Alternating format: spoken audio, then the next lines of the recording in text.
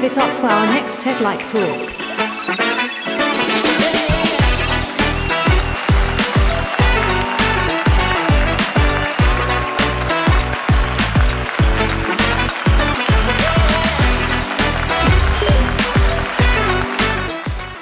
Okay, how's it going? Welcome to my session. This is my first time in India. I'm really excited. Kate and I, my colleague, I call her my work wife. There she is. We obviously could kind of go to a lot of different conferences, but we're pretty busy running teams. So we don't get the opportunity to speak at many conferences. And UX India didn't invite us. We actually applied. We chose to come here because we want to be a bigger part of the UX community in India. So we're really excited to be here, and I'm excited to share some ideas around differentiation. So you've heard, if you attended the panel, I heard the leadership panel just before lunch. There's a lot of talk around how do we make ourselves different? How do we handle this evolution? Our industry has been here before, right? When the internet came about, many of us weren't practicing or even born yet. So we've seen this type of change, and we're about to go through another. So if you don't know me, maybe you know some of my work. I have been working at NNG for 10 years, which is insane. I can't believe it's been that long, almost. And I've been working on kind of building out this more visual sense-making and frameworks at the company, which is a traditional usability company. And so when I joined, this was actually my first contribution to the field, which is this kind of new visualization around design thinking and adding a sixth step. So as you can imagine, being more design-centric, I got my degree in graphic design. I kind of care about all the, I don't know, shitty output right now coming out of AI, right? So I saw this quote from Dave Gray. I love Dave Gray, by the way. If you haven't read Game Storming, he's thought to be kind of the originator of things like an empathy map, a business model canvas, all of the such. He's pretty great. I love following him. I've met him once. And he put up this LinkedIn post that was like, is anyone else getting tired of this faux shine? And I immediately reposted and said, me, I am, right? Because just because you can start to make something does not mean it's going to be good. So just because you can now make something technically doesn't mean it's going to be good. And everyone is kind of really entranced with the powers of AI, and I get it. It's fun. It's exciting. So this other post on LinkedIn I think is pretty appropriate, right? Which is AI is to creativity what microwaves are to cooking. One tool in your kitchen. Can you expect to have a gourmet, completely new meal from a microwave? No, you can't. So all of this has kind of led me to this thought, which is, what happens when anyone can create anything? What's going to happen, right? We're going to enable people to create things they never could before. So you don't need a camera to make a photograph. You don't need visual design skills to make a pretty PowerPoint. Anyone can make anything. But remember, just because they can doesn't mean it's good. So this has been happening for a while. There's a proliferation, meaning too many to count. I am overwhelmed by the number of templates and tools and cheat sheets and frameworks, right? There's something for everything. And this is actually, I think, quite exciting for our industry It means that we're growing. It means that a lot of new people are coming in. But guess what else it means? It means that there's a lot of noise, right? So if you open up your LinkedIn, I don't know, do you feel like me, where you're just overwhelmed with your feed of a cheat sheet for this, a guideline for that, as if all the answers are sitting right there for you? No critical thinking involved, just right there. Quick aside, I feel so passionately about this, and this is a mission at NNG. Just because you found a cheat sheet for it, if it seems too good to be true, it is. Okay? Yeah, okay, thank you. Whoever gave me an applause back there, I love you. We're on the same page, right? We're having to start to discern what is good and what is not, what is useful and what is not. And in fact, I kind of think about it like a tool belt, right? And all of these different templates, tools, cheat sheets, guidelines, blah, blah, blah, blah, blah, are on a belt, on a human who has to critically think. So these things aren't going to do your job for you,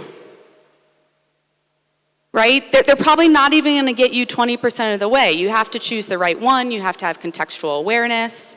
In fact, being able to journey map and service blueprint and whatever else is no longer going to be a differentiation for you as an employee.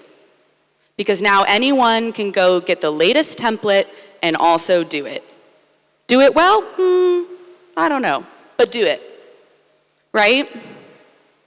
So, on top of that, I don't know, have y'all heard this kind of phrase for AI as a forklift? I think it's becoming quite popular. A computer scientist, British American, Andrew Ng, kind of came up with this concept, and he says, okay, it's gonna lift up your ideas. That's what AI can do to you. It's a forklift for the mind. But I'm gonna build on this.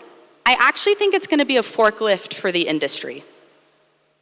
And this is a little bit of a scary thought, because let's look at this. So take any industry, this kind of applies to most, right? You can divide it by 3.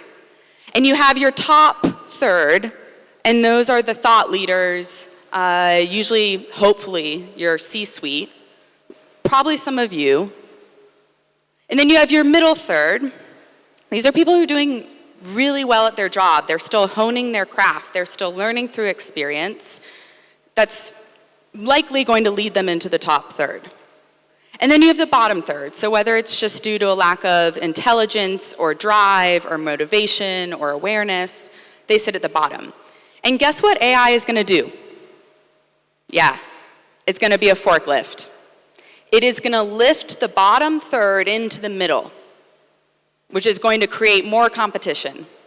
Because all of a sudden, those people that couldn't do the things that you can do now can probably use AI to at least make it look like they can. Scary, right? I'm going to give you one more scary thought.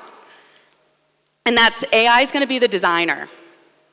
Right? It's already happening. Figma, Photoshop, like we're already getting these moments, right? Well, guess what? Kate and I hypothesized that it's also going to be the designer of the interfaces that each individual interacts with. If you caught our panel yesterday, you got a sneak peek of this. We have an article all about it. We're kind of dubbing it Gen UI.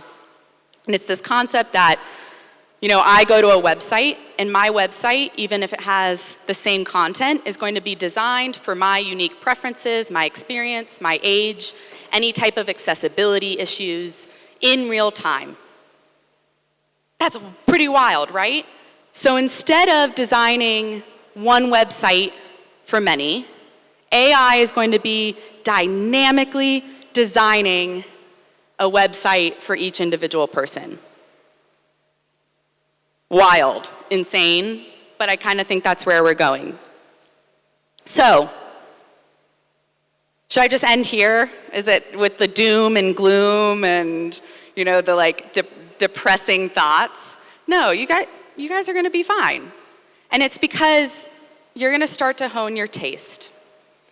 Now, I have been thinking about this is pretty new. I would say this is a new thought. I'm still fleshing it out with all of you here. Taste is going to become the differentiator. So kind of how Gen Z right now kind of goes out of their way to take photographs that feel real and unfiltered, you applying your own taste is going to become your differentiator, right? So you are now not the only ones capable of creating outputs. So your discernment is going to be what does it. So let's unpack this. And just to be clear, I felt like this deserved a slide on its own, which is technical capability does not equal taste, right? This is if you can create it, it doesn't mean it's automatically good. It doesn't mean it's going to be the right design. It doesn't mean it's going to resonate with your audience. And AI can't give you good taste. No matter how hard you try, no matter how good your prompts are, it's not going to give that to you. You have to find that. You have to create that. Now, this is all great, Sarah, but how do we do that? Taste is a really hard thing. It's one of those things that when you ask someone, well, like, what is taste? They're like, it's hard to describe, right? Because it's so specific.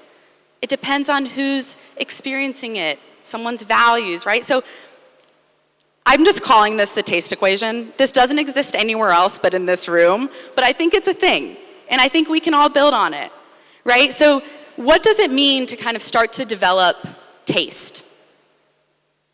First, a unique point of view. So in other words, your personal perspective. Discernment. What do I mean by discernment? I mean your judgment. You having the capacity to be able to choose from a set of options which one is best. And then third, I hate to break it to you, effort. It takes effort to hone your taste. So you can't buy or borrow a point of view from a boot camp, from another influencer, from training, and that's coming from a training company. You can't buy it. You have to go find it yourself. So what is a unique point of view? Well, I'm a designer, so I love a Venn diagram, right? So I think it's really comprised of two things to me. This personal experience and value. What's important to you? What experience do you have? If you've been a researcher for 10 years, that is part of your unique point of view. You live in India, that is part of your personal perspective that is different than my own, right? So it's interesting because taste rarely comes about by accident. You can't just tomorrow think you want taste, right? You have to go gather and hone and find all these different things that are important to you. And then, this is what I think is interesting here. You have to go do the inverse of looking inward and look outward. You have to go seek out diverse exposure and inspiration from other places outside of what will naturally come across your desk. What else is out there? Whatever fields can you study from? What historically could be interesting or important to you? What is aesthetically interesting in Japan right now versus Peru versus Brazil? Right? So what taste and your unique point of view becomes is the mix of these two things. Who you are, your personal experience, what's important to you, mixed with going and seeking out, being curious, and finding what's interesting to everyone else in the world, right? And then you start to look at what's in the middle. Now, discernment, that's the next part of the equation, right? It's making intentional choices, small and large, that align to that point of view. So you all got dressed today, right? Well, I hope no one's sitting here not clothed. I would have noticed, I think. The lights would have picked up the glimmer.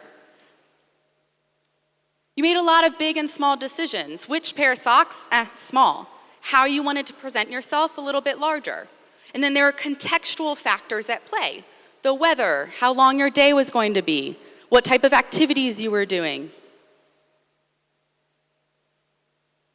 And guess what? If you can do it with AI, so can anyone else. I mean, I'm not gonna get an applause for that or anything, like no whoops, some hands up. You guys, we only have 3 more minutes together. I need some type of support. Yeah, I think it's really interesting. 3 students came up to me yesterday. I've loved every single conversation I've had. And they said, Sarah, we submitted a storyboard that was generated by AI, and the judges specifically said they didn't like it. And I said, well, because anyone else could do it, right?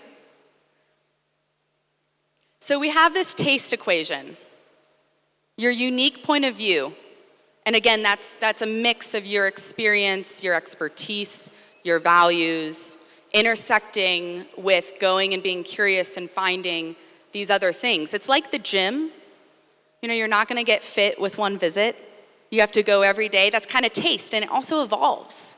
It's gonna evolve over time. And then discernment. This is really applying intentionality and curation. You have to be intentional about your work. You have to curate your outputs. And then effort. It takes time.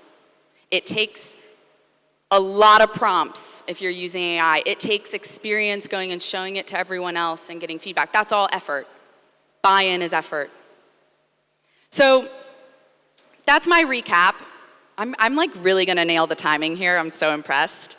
But before I let you go, I want to acknowledge that even though all the conversations, I think just in general for conferences these days, are AI focused, it is such a small dot in the ecosystem of our practice. So there are so many things that live on this matrix of skills to me that are going to become more and more valuable. So the question that I got a lot yesterday, and I just added this slide actually last night, is, Sarah, what should I do? What should I focus on? And I would say it's these things. It's these things that AI is never going to do for you. Having fluency about the business. Where does your paycheck come from? How does your company make money? How does what you do make the company money? Become fluent in it. System thinking. We heard Bega talk about this yesterday, right? Sense making of these kind of complex ecosystems. Emotional intelligence. Mario talked about being a C-suite whisperer, right? Like it's a combination of these things that is going to make you differentiated amongst others as a practitioner and your organization. Every single one of these things that I said today applies to your company too. If you're gonna go do research on AI and try to find an insight with AI using synthetic users or using some type of chat model, your competitor can do it too. Right? So, I'm acknowledging that everything I've talked about lives within this ecosystem. So, I'm gonna leave you with this. Like one thing, what was Sarah's talk about? Other than, you know, being witty and smart and funny. Nothing? No response? Okay, I saw someone chuckle front row and that's all I need. So, we have been operating, and I think India specifically, operates on kind of more of a deliverable type of economy within UX. And I really want to shift this. I think anyone is going to be able to make these things, right? The technical capabilities are there. It's no longer the output or the editing of an image or the image itself that's the differentiator. I think it's really going to become, oh no, these verbs, this sense making, this business fluency, right? The ability to hone our taste. This is where we're going. We're shifting from nouns to verbs. Okay, thank you so much. I could take all afternoon on stage, but I had 18 minutes. Just to bring it full circle, Kate and I chose to come here, I told you that, right? But it's because we're creating an offering that is specifically going to, I think, answer a lot of India's hopes and dreams in the UX field when it comes to UX knowledge and training. So it's coming. I haven't even publicly said this yet, but early next year, hopefully it's something really exciting that you all are going to love. So follow along on LinkedIn, NNG, it's probably the best place. And then of course, if you haven't followed me on LinkedIn, I post all the time. I'm rather annoying. Okay, thank you all so much.